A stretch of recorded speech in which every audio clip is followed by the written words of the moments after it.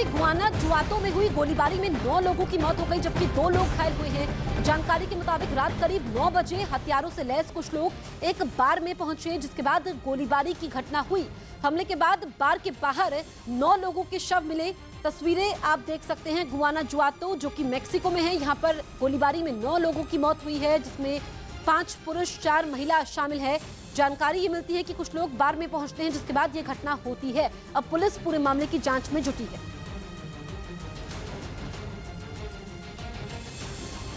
बिहार के भागलपुर से एक वीडियो सामने आया है, जिसमें से एक आदमी की जान बाल-बाल बची है। वीडियो भागलपुर के कहलगांव रेलवे स्टेशन का है। वीडियो में एक आदमी मालगाड़ी के नीचे अचानक आ जाता है और पूरी मालगाड़ी उसके ऊपर से गुजर जाती है। एक बार फिर देखिए, आदमी ट्रैक पर पेट के बल लेटा है और पूरी मालगाड़ी उसके ऊपर से होकर गुजर जाती है। वीडियो देखकर आसपास के लोग खौफ में हैं। जब तक ट्रेन उस आदमी के ऊपर से गुजरती है, लोग एकटक उसे देखते रहते हैं। मालगाड़ी गुजरने के बाद ये आदमी उठता है और लंबी सांस लेकर आगे की ओर बढ़ जाता है। ऐसा देखकर कुछ लोग हैरान हो जाते हैं, लेकिन अगर थोड़ी भी चूक होती तो इसकी जान भी जा सकती थी।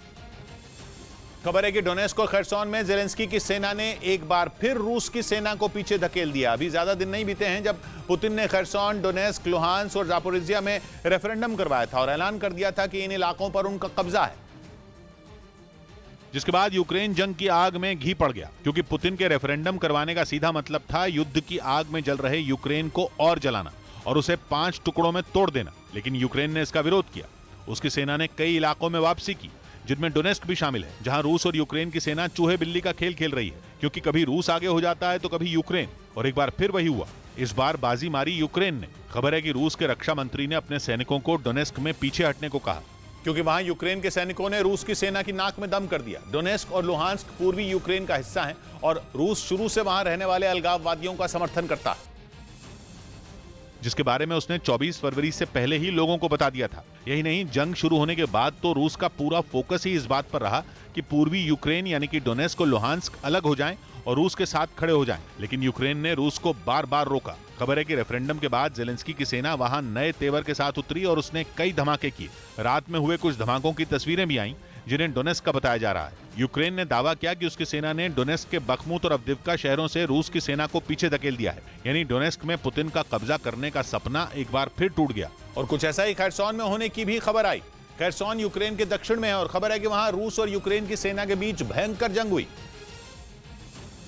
जिसकी वजह से रूस की सेना को नीप्रो नदी के किनारे से हटना पड़ा। यूक्रेन की सेना का दावा है कि यूक्रेन के दक्षिणी हिस्से यानी कि खरसोन और निकोलेव पर रूस ने 1-2 बार नहीं बल्कि 30 बार हमला किया।